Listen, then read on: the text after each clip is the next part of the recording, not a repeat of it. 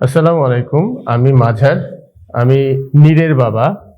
নীর এই স্কুলের ব্রাইটাল লাইফ স্কুলের ডিপেন্ডেন্ট শাখায় পড়ছে। তা প্রায় ১.৫ বছরের বেশি।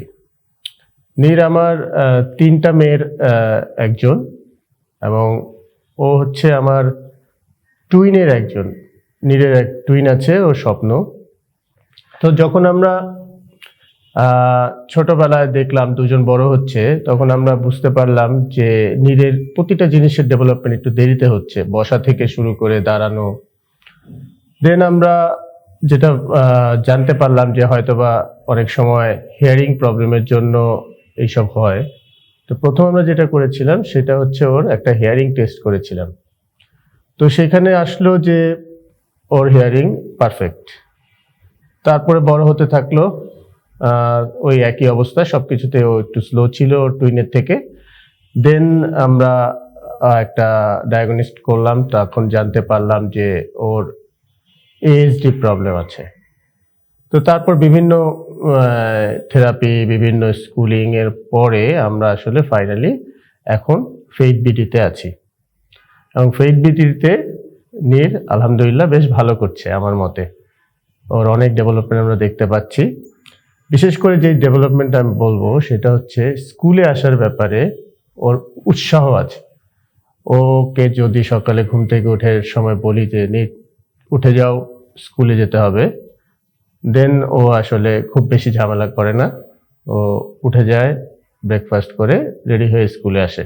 যে জিনিসটা আমার কাছে অন্যদের থেকে আলাদা মনে হয়েছে সেটা হচ্ছে প্রতিদিন স্কুলে ও কি করছে, কি কি শিখছে, এই জিনিসগুলো ওনারা আমাদেরকে ভিডিওর মাধ্যমে, ছবির মাধ্যমে আবার পাঠিয়ে দিচ্ছেন। একটা আমাদের মেসেঞ্জার গ্রুপ আছে, ওখানে দিয়ে দিচ্ছেন।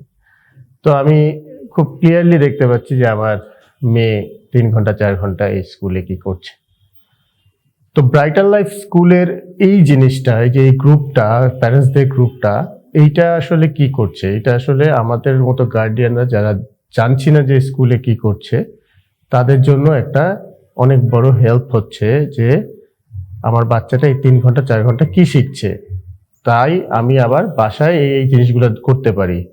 আবার দেখছি যে ও কখনো অনেক সুন্দর সুন্দর ড্রয়িং করছে, যেটা আসলে আমাদেরকে আসলে অনেক অনেক শান্তি দেয় যে হ্যাঁ, আমার মেয়ে তো দেখি ড্রয়িং করতে পারে, আমার মেয়ে তো বিভিন্ন জিনিস বানাতে পারে, আমার মেয়ে বিভিন্ন রকম অ্যাক্টিভিটির সাথে ইনভলভ।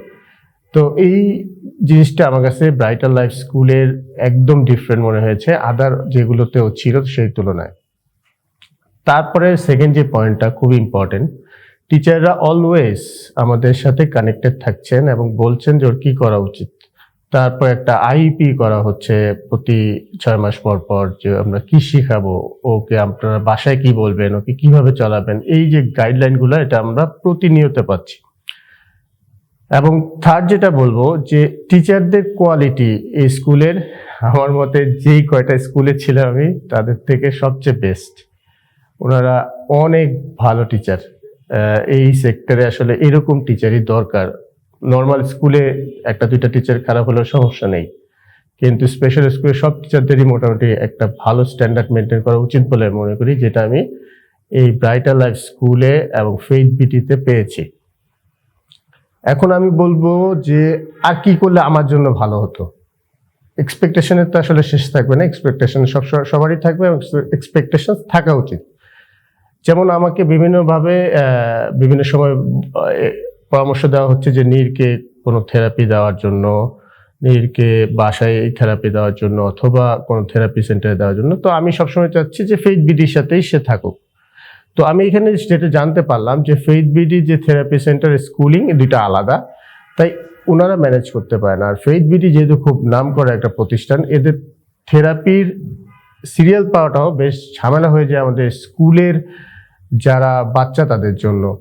যেমন ডিমান্ডটা আমাদের একটু ডিফারেন্ট থাকে। যেমন ধরেন নীর 12টার দিকে ওর স্কুলিং শেষ হয়ে যাচ্ছে, আমি চাচ্ছি ওই 12টার থেকেই সে একটা থেরাপিতে ঢুকে যাক, থেরাপিটা করুক। বাট দেখা যাচ্ছে যে ওই সময় কোনো স্লট খালি থাকছে না।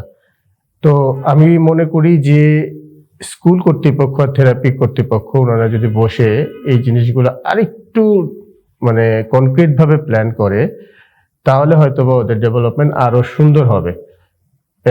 এইটাই হচ্ছে আমার একমাত্র চাওয়া স্কুলের ব্যাপারে। আর আমি আসলে স্কুলের সব টিচারদের কাছে অনেক ধন্যবাদ, ম্যানেজমেন্টের কাছে অনেক তাদেরকে ধন্যবাদ জানাচ্ছি। আমি আমার ফ্যামিলির পক্ষ থেকে আসলে স্কুলের অনেক সাকসেস কামনা করছি। ধন্যবাদ।